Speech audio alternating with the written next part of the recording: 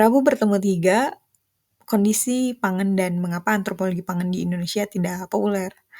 Halo kerabat, selamat datang kepada 911 atau 911 kerabat ya. Wow, seperti panggilan darurat ya kodenya di negara maju yang berkenan bergabung pada temu Kompasiana kerabat antropolog pangan ini.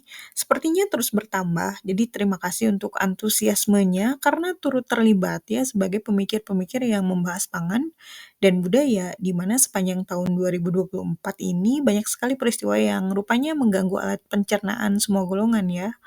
Semoga perkumpulan ini setidaknya membawa semangat berbudaya yang sudah luntur, sehingga gotong royong dan modal sosial hanyalah omong kosong jika tidak ada kekompakan. Ini pun diperlihatkan dari tingkat global karena adanya permasalahan berat di tingkat elitis yang tentu informasinya tidak bisa diakses publik. Namun dampaknya dirasakan semua masyarakat global, terlebih untuk transformasi sistem pangan yang tidak terlalu solutif. Sekali lagi terima kasih kerabat untuk kebersamaan virtual naratif ini sebagai upaya memupuk kembali kekompakan sebangsa dan setanah air dan sebagai rakyat yang sering jadi objek percobaan kebijakan yang mengatur kehidupan dasar. Sampai tambahan ya, selain takdir tentunya. Ngaruh banget dong pastinya. Kalau kata Gen Z sih, please normalize atau normalisasi kalau kita tuh nggak baik-baik aja. Karena nggak bisa makan di negara yang katanya agraris tuh kocak banget bejir. Baik, inilah terjemahan maksudnya ya, karena kerabat di sini ada yang Gen X, ya, ada Gen milenial, dan Boomer. Maka berikut maksudnya, tolong dinormalisasi kalau keadaan ini sedang tidak baik-baik saja, karena tidak bisa makan di negara agraris itu jenaka atau lucu. Beberapa temuan spontan kami yang menanyakan bagaimana pangan hari ini menurutmu. Kami mengumpulkan 67 jawaban dari survei spontan dengan informan acak kecil-kecilan ya. Jadi teknik pengambilan data seperti ini kalau dalam penelitian disebut dengan sampling kebetulan ya atau convenience sampling atau bisa disebut juga dengan grab sampling. Biasanya kalau kerabat-kerabat dari divisi sosial ya, sosial humaniora itu accidental sampling gitu ya. Kalau misalkan anak-anak eksak bilangnya opportunity sampling ya. Nah, sampling seperti ini di beberapa tempat yang dikunjungi ya, seperti pasar tradisional, warung kecil, kios pangan, grosir, minimarket, swalayan. Kalau di sini sih disebutnya department store ya. Kemudian kafe, restoran, kedai kaki lima, warkop, warteg, warung nasi padang, pujasera. Jadi pujasera itu pusat jajanan serba ada dan beberapa ditemuin di tempat jajan anak sekolah, bukan sekolah bonafit atau elit ya, yang harganya tidak terjangkau untuk publik.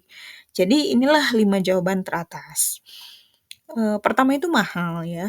Mahal ini menjadi keluhan teratas yang menggambarkan pangan hari ini, bahkan makanan hari ini tidak ramah kantong. Ya, terlebih jika jawaban ini tercetus dari ibu rumah tangga yang tidak berpenghasilan dan harus tetap memasak, serta sisanya digunakan untuk berjualan. Bahkan geng tongkrongan remaja ya, atau geng nongkrong remaja misalnya, yang dilihat itu adalah Gen Z dan Gen Alpha. Itu sudah bermigrasi tempat nongkrongnya, geser ke warkop ya, warkop modern sih, dan warteg ya, dan kedai-kedai biasa yang harga menunya logis dan sepadan dengan menu yang dipesan bagi mereka. Memang ya, segelas kopi saja kan dibanderol 27.000, 35.000, bahkan 48.000 rupiah. Itu memang memberatkan jika nongkrong adalah kebutuhan sehari-hari, gitu. Belum dengan pajaknya dan pertanyaan ada e-money atau scan kris ya. Scan kris beda bank juga beda lagi tuh administrasinya gitu, ada biaya admin gitu. Itu terkena biaya tambahan admin menjadi suatu biaya tambahan yang harus masuk perhitungan pengeluaran juga. Kalau misalkan nongkrongnya sering. Nah, kami juga menanyai 2 keluarga lengkap ya setelah menikmati menu pesanannya dan mereka pun mengeluh. Biasanya kami selalu pesan 1 porsi tuh untuk 1 orang. Sekarang orang tua ngalah aja jadi setengah porsi. Yang penting anak-anak bisa quality time bareng dan mempererat hubungan kekeluargaan. Jadi sekarang kalau makan di luar minimal Rp350.000 ya. Coba Mbak hitung juga bensinnya gitu kalau bawa mobil ke tempat nongkrong. Nah, itu tuh jawaban dari 2 keluarga lengkap ya. Sudah jelas ya bahwa Pangan itu kan mahal gitu, itu berdampak buruk untuk semua segmen dan menjauhkan keakraban antar manusia sebagai makhluk sosial. Yang kedua itu banyak komoditas pangan yang kosong. Nah, ini suara emak-emak di subkota ya atau suburban yang terpaksa mengganti komoditas andalannya. Jadi nggak tahu ya, atau entahlah, pasokan pangan lokal berkualitas ini terdistribusi kemana? Mungkinkah ekspor berlebihan dan latah dengan harga fantastis jika dijual ke luar negeri daripada kepada bangsanya sendiri ya? Nah, itu problema juga. Kemudian yang ketiga itu nyirit dulu. Latihan menghadapi kenaikan PPN 12% ya, sekarang lagi gonjang-ganjing nih, apa, kenaikan pajak ini gitu. Ini jawaban tidak terduga, namun sekarang memang zaman informasi itu bisa diakses dari mana saja. Mereka itu aktif di media sosial, jadi berita kenaikan ini mendebarkan juga gitu. Jangan kira masyarakat kecil tidak cemas. Tentu berdampak karena masyarakat yang serabutan bekerja dihidupkan dari kelas ekonomi menengah, yang tentunya loyal menggerakkannya ya, karena kelas menengah walaupun tidak bergelimang harta dan bermewah-mewahan, kalau urusan jajan ya, kuliner, dan belanja, mereka itu kompleks. Ada yang karena hobi, doyan, saling berbagi, dan peduli, dan memang seseru itu aktivitasnya dalam pergerakan ekonomi. Makanya ketika kelas menengah dibantai dari sisi finansial, em, efeknya itu eh, ke kelas bawah juga gitu, ya, dari kelas menengah. Nah, ini kan mematikan sumber rezeki secara tidak sadar ya, dari yang namanya cash flow atau aliran dana. Kemudian jawaban selanjutnya adalah yang keempat ya berarti. Anggaran pangan itu rebutan sama anggaran yang lainnya seperti keperluan. Yang pertama itu ada ongkos mobilitas. Jadi beli bahan bakar atau BBM di mana di beberapa daerah pembeliannya itu dibatasi dan menjadi tidak inklusif karena harus membayar dan membeli via aplikasi My Pertamina itu loh. Yang tidak semua orang itu punya ponsel pintar ya dan kuotanya kan ya kalau smartphone itu harus dibarengi dengan kuotanya agar tersambung ke sinyal atau internet ya untuk mengaplikasikan atau membuka aplikasi My Pertamina ini gitu. Nah, dalam keadaan prima kan ya itu kondisi ponsel pintarnya gitu ditambah belum banyak teregistrasi ya macam-macam banyak banget gitu. Jadi masyarakat membeli bahan bakar ketengan dan harganya jauh lebih mahal kan karena menghindari keribetan administrasi pembelian bahan bakar di SPBU ya atau di ya Pertamina-Pertamina ini gitu. Kemudian yang kedua, kebutuhan primer rutinitas.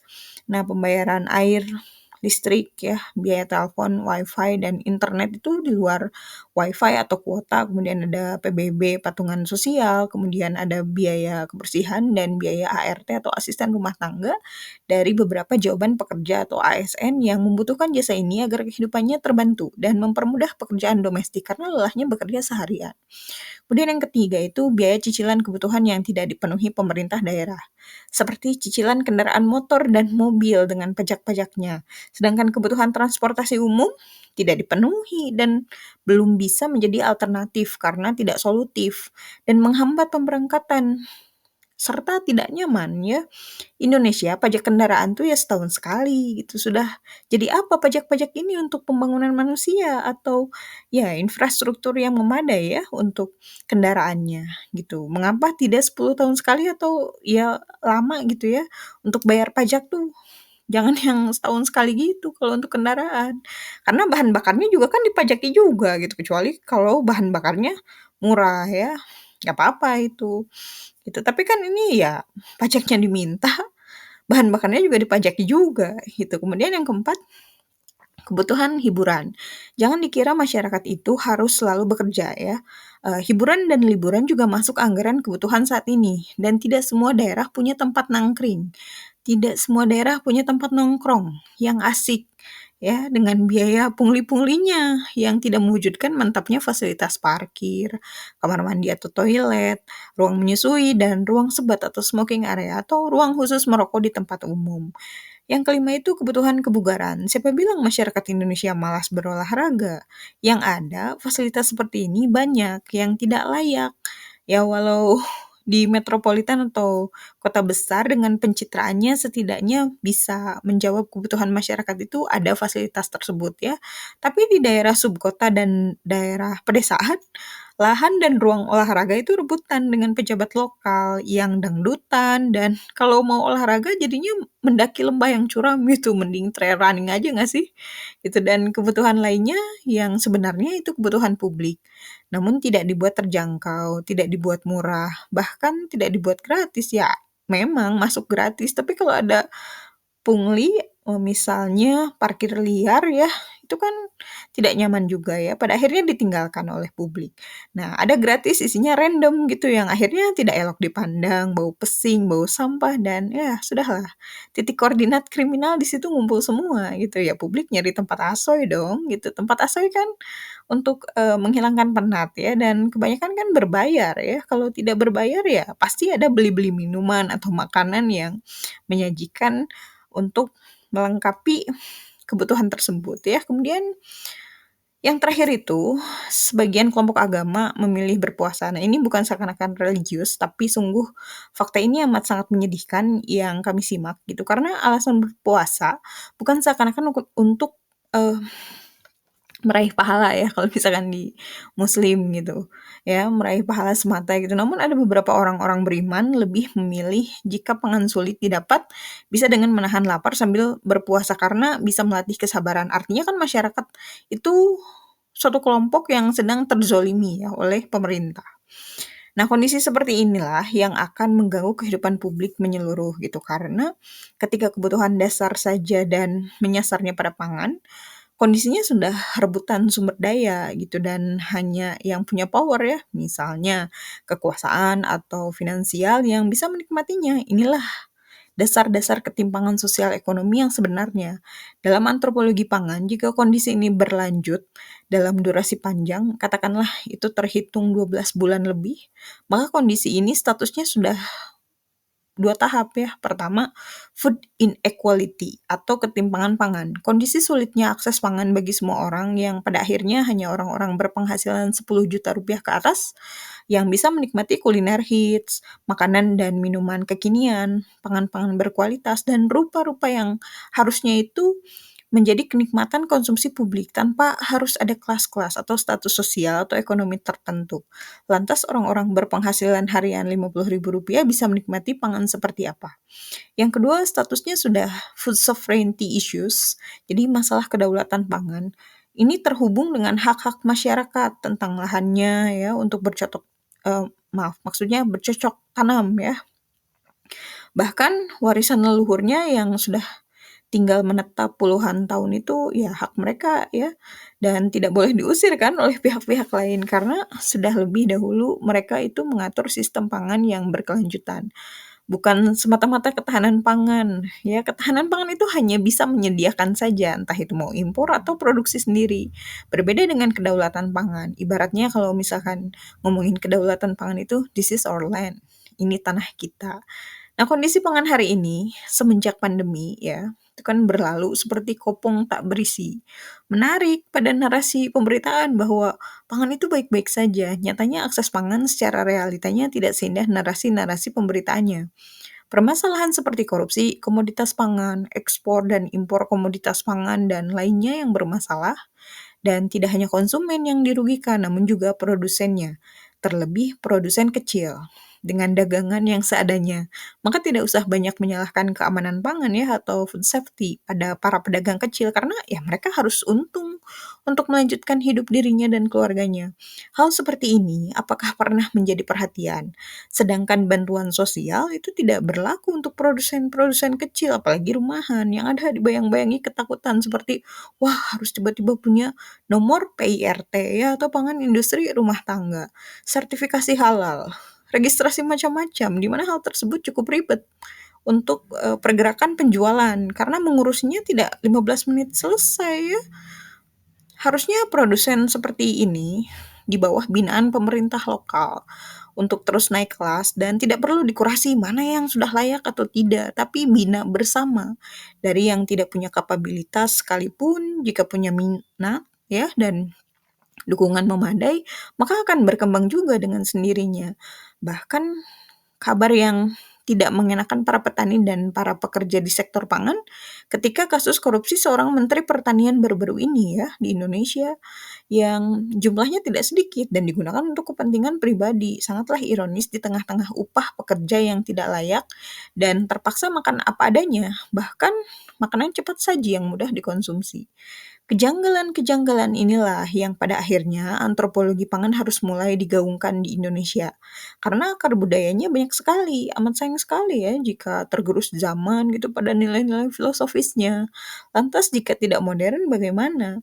Itu bisa diatur bersama dengan melihat solusi dan kebutuhan yang relevan. Nanti kan budaya juga dinamis ya, tapi nilai-nilai baiknya tidak hilang karena publik akan menjadi kritis dan mengevaluasi bersama atas respon ketidakseimbangan ini.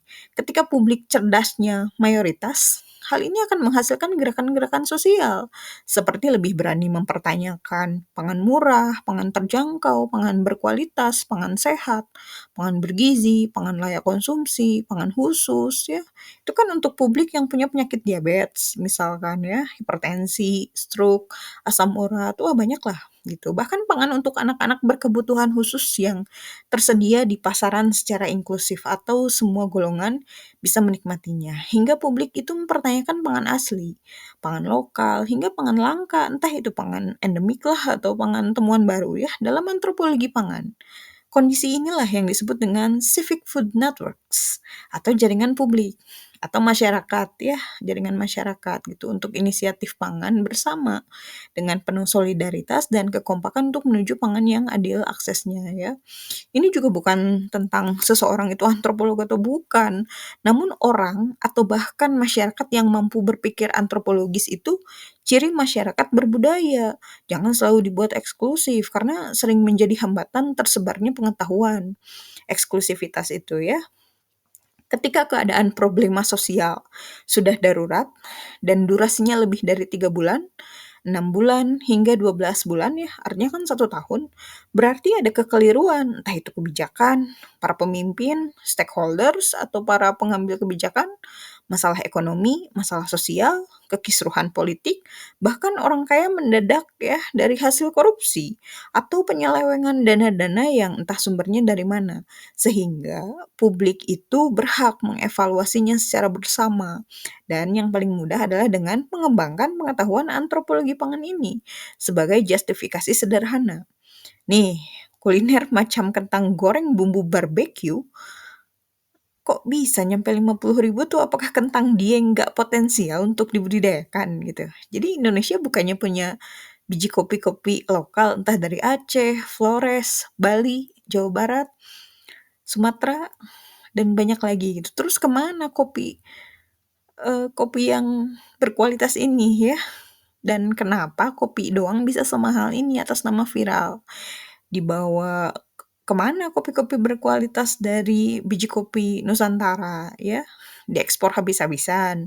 Sampai-sampai orang Indonesianya sendiri cuma kebagian ampasnya yang dikemas sasetan ya, bahkan dicampur tepung jagung. Harusnya penikmat kopi-kopi lokal berkualitas dari Indonesia itu ya orang-orang Indonesia itu sendiri dong gitu, penikmat aslinya. Biar dunia itu takjub ya dengan penjelasan para seruputers atau penikmat kopi dari Indonesia. Bisa dengan lancar kan menjelaskan cita rasa kopi Indonesia dari berbagai daerah karena kopinya terjangkau. Sekaya itu cita rasa penikmat kopi, belum komoditas lain ya. Jadi jika cita rasa kita semua sedikit, ya keberagaman atau diversifikasi pangan itu hal utopis, imajinatif. Terus ada jeruk Medan ya, jeruk Garut, apel Malang, salak Manunjaya, salak Bali, salak Condet, durian Montong, durian Medan, banyaklah gitu sampai durian kampung itu mengapa tidak tersebar di Indonesia. Adapun jika hadir di kota lain, ya harganya kan mahal ya, bahkan kalah oleh komoditas impor yang tampilannya menarik, kinclong, glowing, dan mengagumkan untuk dibeli murah lagi gitu ya. Harusnya kalau Indonesia benar-benar berdaulat, dimaksimalkan distribusi pangan-pangan lokalnya. Tahan dulu lah yang impor-impor boncos nggak berkualitas itu. Bukankah ketahanan pangan juga bagian dari ketahanan negara? Ya, mengapa banyak kecolongan ya? Apa pertahanan negara sudah tidak tahan gitu? Buktikan jika kekuatan maritim Indonesia sekuat dongeng-dongeng sejarahnya, atau memang tinggal cerita belaka. Nah, sekarang mengapa antropologi pangan di Indonesia tidak populer? Pertama, memang tidak ada jurusannya dan konsentrasinya. Adanya kan di Inggris, itu pun buka tutup ya jurusannya karena kuota penerimaannya sangat sedikit dan tidak setiap tahun dibuka, tergantung kampus dan konvenyor atau penyelenggara yang akan membuka kelasnya. Yang kedua, di Indonesia itu minim sekali think tank forum alias forum diskusi inklusif yang isinya memang berbagai latar belakang karena memang punya ilmunya, bisa praktiknya, dan punya kemampuan berpikir kritis sebagai solusi. Silakan kerabat lihat jika mau gabung ya, jadi pemikir saja dibatasi dengan syaratnya yang justru itu mengecilkan forum itu sendiri dan lambat laun tidak diminati karena ya daftar registrasinya juga susah, udah pakai kelompok-kelompok manusia tertentu ya, dibatasi. Itu yang ketiga, masyarakat atau publik jauh dari jangkauan institusi akademis ya, seperti koridor saja gitu. Jadi akademisi banyak tuntutan administratifnya hingga lupa ada tridharma perguruan tinggi yang melibatkan masyarakat. Masyarakat atau publik pun mau masuk ke kampus ya harus bayar lah, harus lulus dulu, harus jadi orang penting. Ya pantesan cilok bumbu kacang nggak bisa inovatif ya. Karena mamang-mamang cilok nggak dibolehin diajak diskusi di kelas-kelas teknologi pangan. Atau minimal dijadikan bahan riset oleh cendekiawan yang ada di kampus misalkan atau di institusi pendidikan atau di pusat riset ya. Bukankah tujuan pembangunan berkelanjutan poin ke-10-nya itu kan reduce inequality, meminimalisir ketidaksetaraan, maka mulailah hal-hal tersebut sekarang ya. Seperti syaratnya itu minimal S1 jurusan spesifik dan S2 bahkan S3 dalam keanggotaannya ya. Belum tentu kontribusinya apaan gitu. Atau kalau tidak ada begitu dengan embel-embel akademis, nyarinya yang influencer, yang terkenalnya bukan dari karya tapi dari rating. Yang itu semua bisa diciptakan dengan cara membayar atau jalur lain yang sudah terbuka ya, jasa-jasa untuk menjadi tenar kan. Nah, fenomena ini disebut dengan performativitas identitas. Jadi menurut Judith Butler ya, itu filsuf politis, bahwa hal ini merupakan aktivitas influencer yang memaksimalkan berbagai kanal, berbagai media ya, sebagai sumber exposure yang berupaya membuat identitas, baik palsu, semu, ya, buatan, atau hasil ciptaan, rekayasa atau asli, tapi jarang sih influencer yang mau dengan kejujuran realita hidupnya ya. Pasti ada gimmick. Gimmick itu strategi mengumpulkan perhatian publik dengan berbagai trik agar tertarik pada mereka.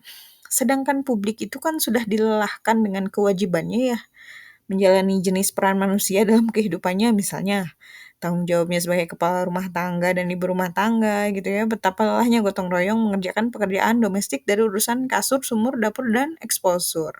Tanggung jawabnya sebagai profesional di tempat kerja atau di tempat usaha ya. Jadi kerabat bisa membaca kembali artikel Rabu bertemu satu ya, jabat kerabat antropolog pangan. Nah, betapa beragamnya latar belakang kerabat ya. Pasti ada rasa capek, bosan, sebal ya, dan penuh tanggung jawab untuk mendapatkan hak kerabat dari kontribusi profesional ini. Tanggung jawab di keluarga, masyarakat, dan circle tongkrongan. Betapa sibuk ya kita-kita ini. Nah, dengan tanggung jawab seperti itu saja, kami melihat think tank forum di negara Indonesia justru perlu diperbanyak dan terakses untuk publik. Terlebih dengan tema-tema pangan ya, karena ini menyangkut ruang lingkup hidup kehidupan gitu ya, atau ruang lingkup ekologis. Eee, Ekologi manusia sih sebetulnya ya, yang mengarah pada penyelamatan ekologi nantinya. Nah, seperti negara-negara yang punya kekuatan sektor pangannya itu kan berlimpah dengan peranan think tank forumnya yang justru bisa berpartisipasi pada gagasan-gagasan kebijakan ya, karena melihat, membaca, berdialog, dan berdiskusi dengan pemikir-pemikir di think tank forum ini. Seperti negara Amerika Serikat, Norwegia, Inggris, dan Belanda, bahkan Australia sering mengadakan ya dan punya think tank forum pangan ya, pertanian gitu, kehutanan gitu, terus ya pembangunan berkelanjutan. Mereka punya lah ya think tank forumnya itu, di mana selalu aktif berpartisipasi pada kebijakan pangan dunia. Ya, semoga saja perkumpulan ini setidaknya setiap hari Rabu yang sudah memasuki pertemuan naratif keempat ya, bisa terus aktif untuk menebar seluk-beluk dan studi-studi antropologi pangan untuk sistem pangan Indonesia yang lebih adil. Sehingga semua rakyat atau masyarakat atau bahkan publik itu bisa bercerita tentang cita rasa karena menikmatinya dari kayaknya sumber daya alam, dari komoditas pangan berlimpah, dari negeri yang masih mau disebut agraris atau negeri industrialis nih yang ekstraktif ya. Jadi kerabat silahkan berkomentar jika ada yang mau menceritakan bagaimana pangan hari ini. Tidak perlu sungkan dan kebebasan berpendapat dijamin undang-undang. Dan mari berpikiran terbuka untuk menata kembali aset berharga suatu negara yaitu bangsanya, kerabat-kerabat ini. Demikian hatur nuhun, sampai jumpa kembali dengan saya Repa Kusdibia dari Center for Study Indonesian Food and Anthropology.